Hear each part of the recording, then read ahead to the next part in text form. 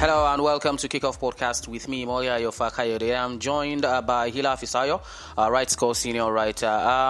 It was a weekend full of goals everywhere. Liverpool, Leicester delivered the goals for the Panthers. For Manchester City, Tottenham, as expected as well, also delivered the goals. If you go to the Serie A, some surprising results. Napoli defeated Juventus. AC Milan also dropped points, and Inter are now top of the Serie A. The most underrated striker in the world, Romelu Lukaku, has now scored 300 career goals 300 career goals. Both the goals he scored for both Everton, for Manchester United, for Belgium, and for Inter Milan. He has now helped Inter Milan to go top of the Serie A. The question now is, can they now go all the way after AC Milan actually slipped to a defeat, a shameful defeat that is, to Spezia? Can Inter go all the way? Is this their season to win the title? We'll talk about that if time permits us, because we have a lot of things to unpack. Ela, welcome to the pod. How have you been? How was your weekend? You really enjoyed yourself? Yeah, thanks for having me, and I really enjoyed myself through the weekend, and I'm just so happy I'm here today, and thanks to everyone listening to us across the world. All right, let's start from I said on Friday that the biggest game this weekend for me will be Liverpool are going away to the King Power against Leicester City. Why I said that was, as poor as Liverpool has been this season, they've not been that terrible away. Their home form has been patchy.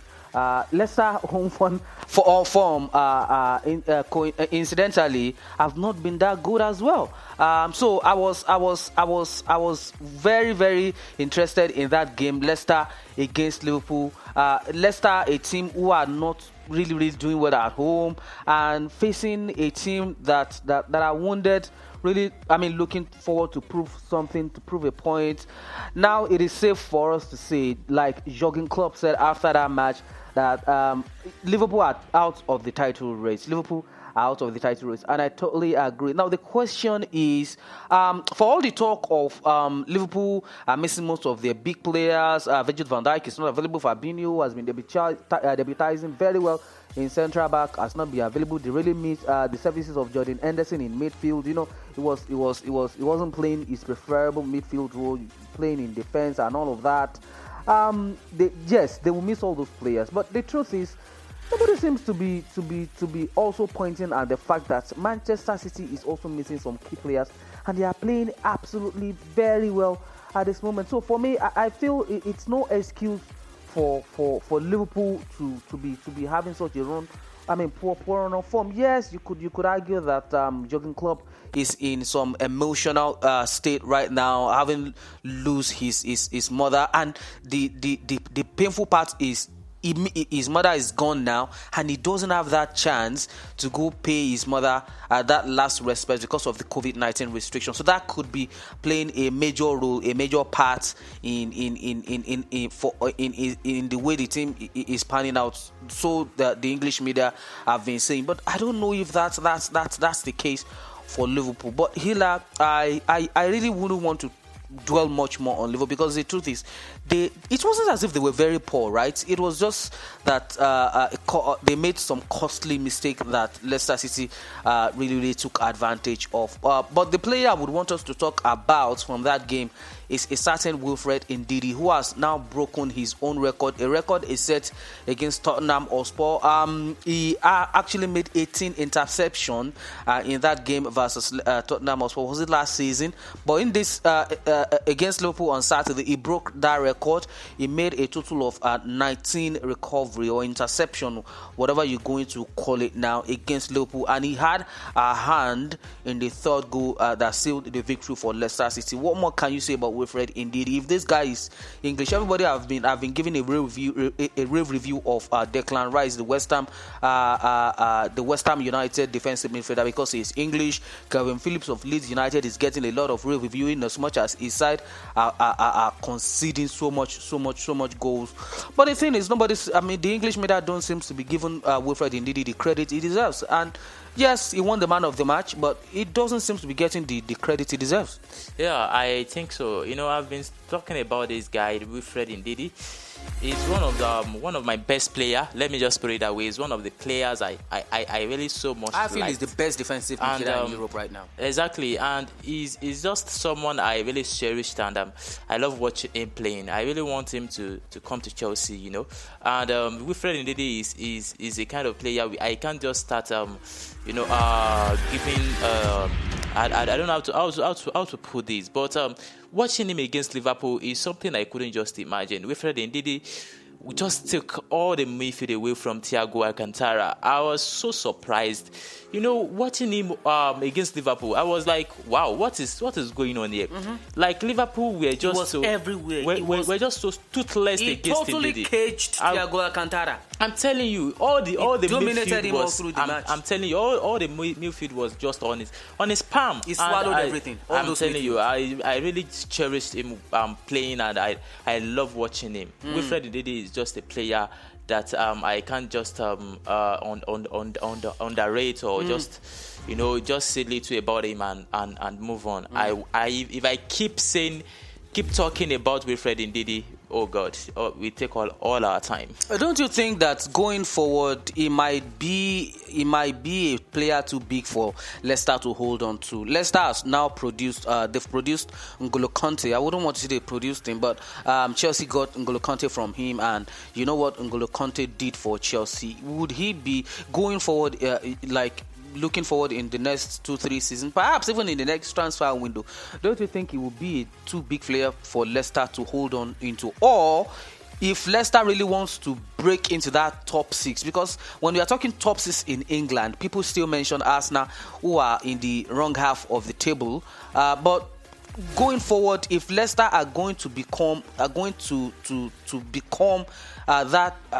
club that people would really want to mention when you are talking about the top 6 in England, if they are going to break into that top 6 in England properly, don't you think a player like Wilfred Ndidi is a great asset they need to hold on to, Hila? Yeah, or you think he will be too big a player for them to hold on to? I think Wilfred Ndidi will be too big for them to hold on to the way N'Golo Kante... If the European powerhouse come calling now. Exactly. The way N'Golo Kante left, I think that's how he will also left. Because, Leicester City is not a big team like that. Let me put it that way. Teams like Manchester United, Manchester City, Barcelona. They've been consistently hovering around the top 6 what I really for the past 2-3 seasons. What I really meant is, if they see money, huge money, they will sell him. So that's what I'm saying, that they are not... take the money and exactly. That's what I'm saying, that they are not big teams like Barcelona, Real Madrid. Even if you offer them big money, they will... Even if Chelsea come calling. But that is what I'm saying, that they are not big teams that can hold on to player when they see huge money. So I think he can stay in Leicester. I'm not even seeing him in Leicester City in the next 3 years. All right, let's touch on Liverpool before we move on. We are pressed for time again. It's just 15 minutes, right? And we have to do justice to the things we could do justice to. Let's talk about Liverpool. We know Liverpool for being a mentality monster. And what do I mean by that? If Liverpool are down by a goal to nil or 2 goals to nil, 5 minutes before the end of the game, the body language of the Liverpool player would even be suggesting that they could still get something out of the game. But Liverpool of recent, would it not be too much if we are saying that Liverpool are in crisis? Some little section of Liverpool fans are now calling for the help of Jurgen Klopp. I feel they are being dramatic as far as I'm concerned. But what has happened to Liverpool? The mentality monster Liverpool that we used to know seems to be fading. What's wrong? You know, when Jurgen Klopp first came into Liverpool, Liverpool are this kind of team that what they do is we are going to outscore you. You know, they did that perfectly. At some point, Jurgen Klopp just said, you know what, I don't think we can win the title with this, and he tweaked some few things. They became that mentality monster I'm actually talking about. But I don't know, like what is wrong with Liverpool? I don't want anybody to tell me that the loss of Virgil van Dijk, blah blah blah, has really affected the team. That is what football is all about. You have to find a way around these things to get the best out of the squad available to you. What is wrong with Liverpool? Well, I will still say it, but if you insist, you don't want to hear that. But talking about Liverpool right now, I think the defense line is something that's getting worse for Liverpool. And I need to touch on Alisson's mistake. Exactly. So I really don't think there's nothing to bring them down. But talking about Van Dijk, we all know he's one of their best players. And talking about him now, he's out injured, and some players too are out injured. So I think this Liverpool team, they are missing Van Dijk. And talking about Alisson's mistake, if Van Dijk was in that game, I really won't see him coming out. Exactly. I don't think he trusts anyone at the back there, but he was there to rush out to clear the ball, but just a little mistake, and Vardy just converted such a chance to Jamie Vardy. Vardy just converted that, and I think Alisson is just in. I don't want to say he's in crisis, but he's not in crisis. He's depressed, but because because Van Dijk is not there to give him the what should I call it? The confidence in it. It just seems like it did not trust exactly. Kabak. So I think Liverpool is missing some of their players right now. All right, moving on from Liverpool, let's talk Manchester City, Tottenham Hotspur. What more can you say about Manchester City? City are missing Kevin De Bruyne. Sergio Kun Aguero has not been fit, and City are blowing everybody apart. They are blowing everybody away. They have a game in hand, and that's the game against Everton, which they will be playing on Wednesday. Should they win that match, Manchester City will be is in 9 points clear of Manchester United now, and people see at some point this season Manchester City were 12th. After the game against West Brom, Fernandinho told the boys, guys, forget about whatever the manager is doing. The manager tactics is right, is not right. I don't care about that. The thing is, with the quality we have, with the quality at our disposal, with what we've done ourselves, this is not good enough. This is not Manchester City. And Pep himself said, guys, this is not the Manchester City that I've seen, that I've built for the past 2-3 years. Let's change some things. And they really did. And you know the most amazing thing about Manchester City right now, Hila, they are scoring. They are not blowing teams away like they used to do 5-0, 6-0, but they are getting the job done, scoring 2-3 goals. At times it's just by a lone goal, and they defend so really well. They defend absolutely very, very well. What did Pep do actually, Hila? You have an idea? What did he do? Like, how did he do it? And he's not playing with a natural. He didn't play with a natural number 9 for some at some point. It was he was using Ferran Torres, Riyad Mahrez at some point as a false 9. At some point, it was Phil Foden. Kevin De Bruyne plays as a false 9 against Chelsea, and these teams are really, really getting over the line. You have to really, really give Pep Guardiola a lot of praise for what he has done. Well, let me talk about Manchester City now. You know, we can't compare Manchester City and Liverpool. Manchester City have this player. They have this player. Kevin De Bruyne is not available. Gundogan is just... He really stepped up. I'm telling you. You have to factor in that Pep has really trusted Rodri now. I really want to say something about this guy. Gundogan is one of the best players Manchester City in that Manchester City squad this season. He has been doing well, and people are not talking about it. Some crazy numbers. Even Ederson assist was something I couldn't just imagine.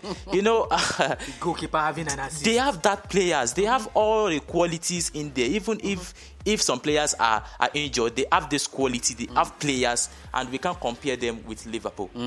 Among the best striker, the greatest striker of all time, where will you rank Lukaku? Top 5? Will he be there for you? I think so. I think so.